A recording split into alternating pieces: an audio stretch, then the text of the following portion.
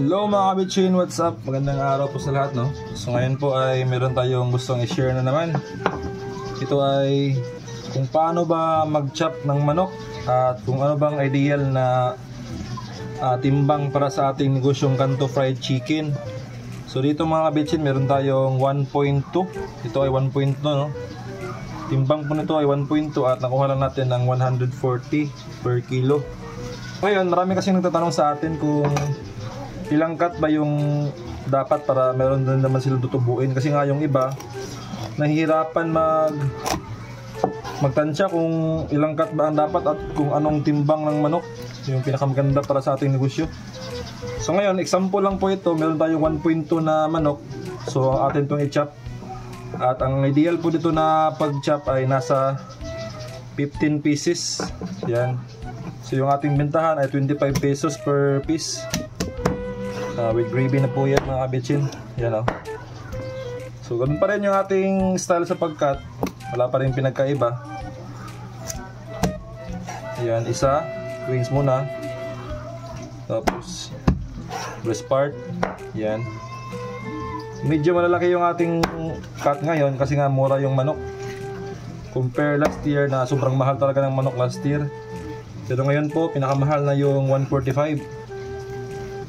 At sa ganitong pag-cut ay meron na tayong tubo mga kabitchin, no? Ayan. So yung upper part natin atin pong bibilangin 1, 2, 3, 4, 5, 6, 7, 8. Pang shampoo yung liig, yung atin pong liig ay 15 pesos. Yan. So siyam na mga kabitchin. So dapat ito 6 lang. 6 na piraso. Yan, natin sa gitna. Tapos ito mga kabitchin, pagka 1.2 o 1.1 higit yung ano nyo, manok nyo, pwede nyo hiwain dito sa may ano. Ito yung tinatawag na sa amin trimmings. Pwede to chicken skin mga kabitchin. Iipunin nyo to, pag nag-chop kayo ng kahit 50 kilos ay malaki-laki na rin po yung kita nyo. Pwede na pang bayad sa mga tauhan nyo. Yan. Yan mga kabitchin. Tapos yung trimmings, yung may balat, tsaka taba. Sa gitna, yan. So bilangin natin mga kabitchin. 1, 2, 3, 4, 5, 6. 6. So 6 na sa lower part at 9 naman sa upper part ay meron tayong 15 pieces sa isang buong manok.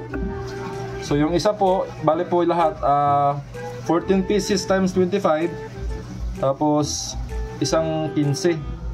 So yung kapital nito 140 per kilo. 140 per kilo times 1.2. Yun na po yung kapital nyo at bawasan nyo ng ingredients, tsaka gasol, labor, rentals at iba pa. So ito mga kabitchin, sure ako na meron kayong tutubit ng mga at least 90 pesos bawat peraso ng 1.2 na manok. So yan mga kabitchin, napakasimple lang po ng ating negosyo, na sana po ay meron ko nakuha mga idea at makapag-inspire tayo sa iba. So yun lang mga kabitchin, maraming salamat, bye bye.